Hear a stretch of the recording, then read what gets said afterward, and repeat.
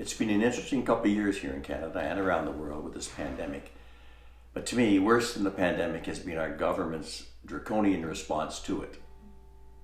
I understand the difficulty when you have to balance national security issues with our constitutional freedoms and rights, but how wrong can you get about that?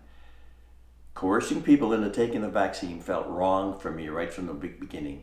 And then it even got worse when I sensed bullying was involved. When you lost your job, you couldn't travel, and you couldn't even go to a restaurant. Things I never thought I'd see in Canada.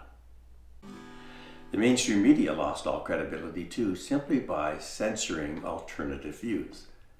Now, whenever you do that and only tell one side of the story, it's actually when journalism morphs into propaganda, and I find that dangerous. They're telling you what to think, not how to think. I don't want to rant too long, so I'm just going to play a song now. It's on the same thing. It's called The Day Democracy Died. The full moon rose in its glory, with the mountains off to the side. I sat there and wrote this story about the day democracy died. Like a frog in the warm water, and then they slowly raise the heat. Our freedoms disappear slowly, and no one makes a peep. Our elections are democratic, but once they're in, it's not so much. They're all bought by the big corporations, big pharma, oil, and such. I still do love our country, from the sea to shining sea. But if passive compliance continues, it'll be the death of democracy.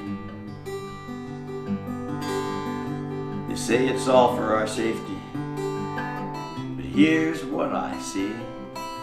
Intolerance and censorship if you dare to disagree with me. To disagree is no longer allowed. They will bully you till you cave.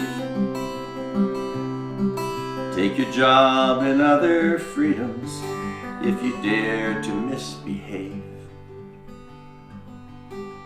COVID is another example of overreach and outright fraud. Using only the science that suits you is not really science at all. Then came the brave truckers. They tried to get our freedoms back.